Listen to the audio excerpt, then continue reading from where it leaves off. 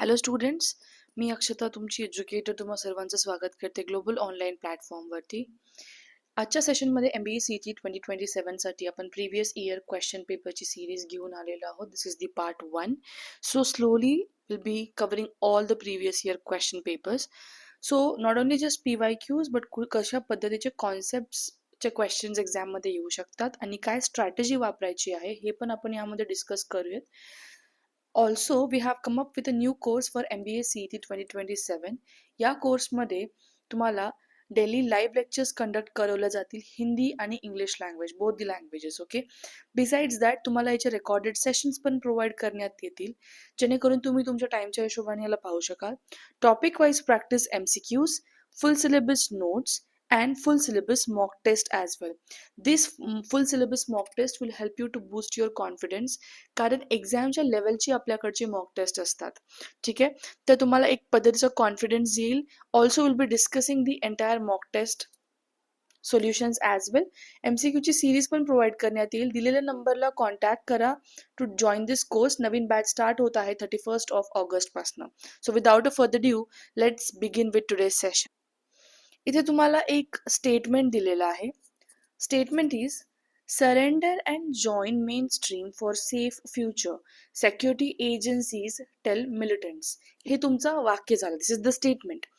And statement सोबत काही तुम्हाला दुसरी वाक्य पण दिलेली आहेत. Like statement, let's look at this particular one statement number 1. Boosted by this success against the rank and file of militants in recent times, security forces have jointly appealed to the insurgents and their overground workers to surrender and join the mainstream. Second statement over here is the army major speaks about stunning mission in a new book being bought out on the first anniversary of the surgical strikes in Pakistan occupied Kashmir. And third statement जो दिलेला आहे, that is security forces supposed to rehabilitate and help a militant join the mainstream if he is arrested or surrendered provided he is not involved in any heinous crime. आता हे 3 वाक्य दिलेली आहेत and this is the main statement. Okay, हे main statement आहे. Main statement आपल्याला लक्षात ठेवायचं असतं always. And then go for the other sub statements म्हणजे हे 1, 2 अँड 3. ओके, आता क्वेश्चन काय आहे आपल्याला, which of the following is not in line with the above statement. Okay, main statement जो आहे आपला, मेन स्टेटमेंट काय बोलते, it is about militants being encouraged to surrender and join the mainstream. Okay, militants जे आहेत त्यांना encourage करण्यात येत आहे की तुम्ही सरेंडर करा and join the main stream so that they will get a safe future. This is what this particular statement is saying. It is talking about 3 main things. आपण मिलिटंट्सला एनकरेज करत आहोत. कशासाठी एनकरेज करत आहोत? That they should surrender. They should surrender and they should join the mainstream. They should join the mainstream. Okay. So governments and the government security forces are trying to approach towards them. Okay. So now looking at these statements, हे वाक्य पाहताच आपल्याला समजायला पाहिजे की दिलेल्या 3 वाक्यांपैकी कोणता वाक्य अलाइन करतोय, which is not in the line, हे लक्षात घ्यायचंय.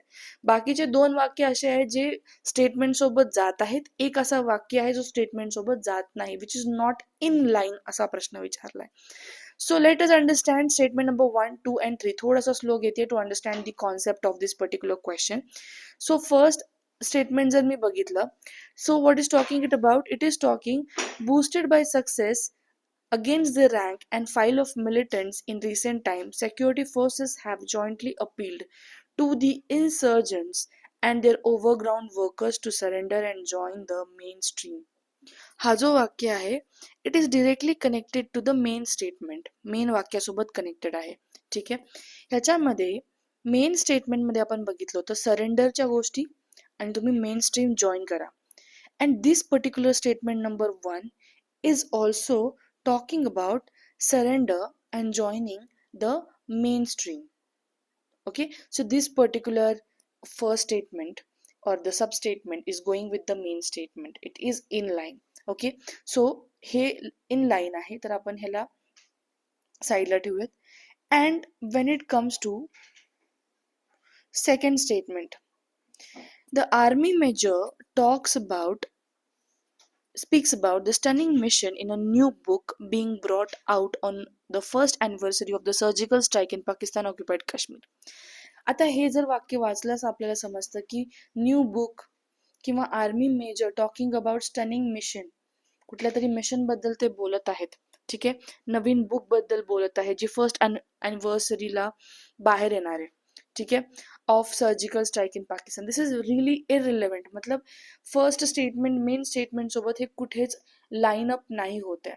हे कम्प्लिटली डिफरंट टॉपिक वरती बोलतो आपण. मेन स्टेटमेंटमध्ये फक्त सरेंडरच्या गोष्टी बोलत होतो for the and joining the mainstream, ह्या दोन गोष्टी बोलत होतो. बट या वाक्यामध्ये we are talking about a new book, first anniversary, something like that, जे या वाक्यासोबत नाही जात.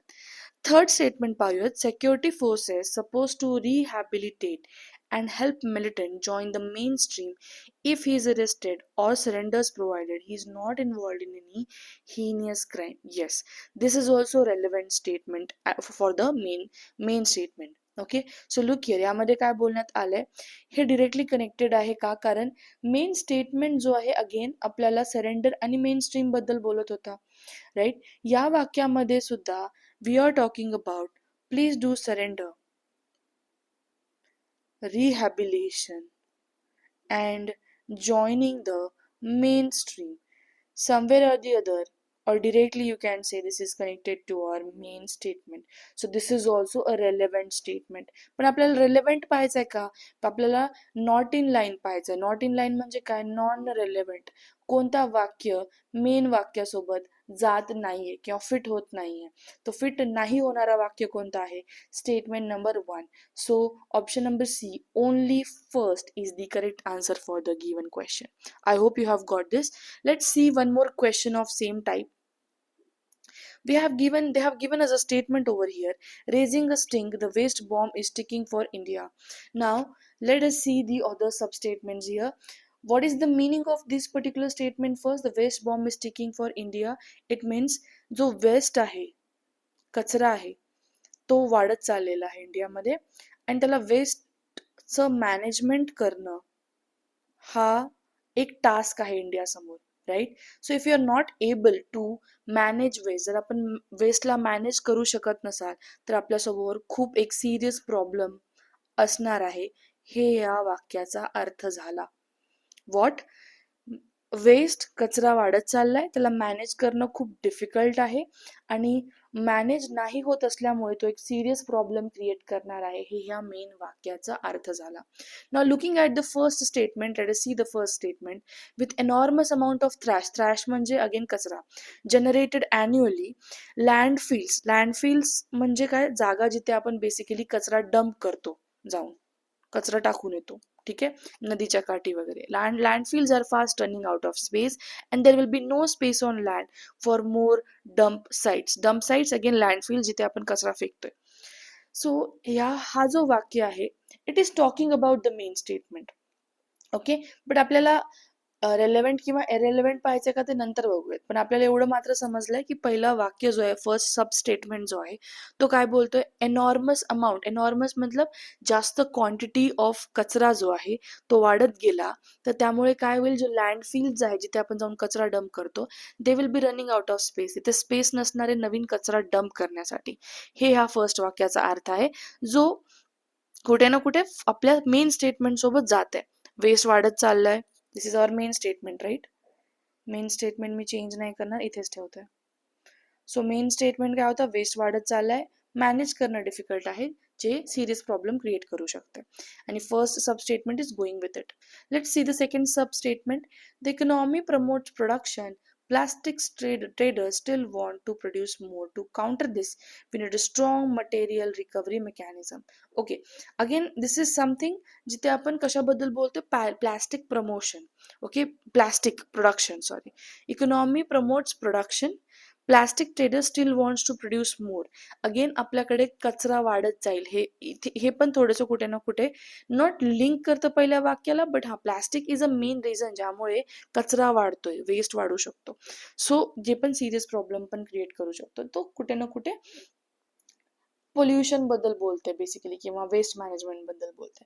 Let's see this third statement. Not too long ago recycling was a way of Indian life. Rapid urbanisation and rising income triggered wasteful consumption. Now third वाक्य पण झालं. इथे आपल्याला क्वेश्चन काय विचारलंय, which of the following can be a repercussion of the following statement. रेपरकर्शनचा अर्थ काय, रिझल्ट, कन्क्ल्युजन. म्हणजे पहिल्या वाक्याचा आपल्याला रिझल्ट शोधायचा आहे. पहिलं वाक्य काय होतं, वेस्ट वाढत चाललंय, वेस्टला मॅनेज करणं डिफिकल्ट आहे, जे सिरियस प्रॉब्लेम क्रिएट करणार आहे.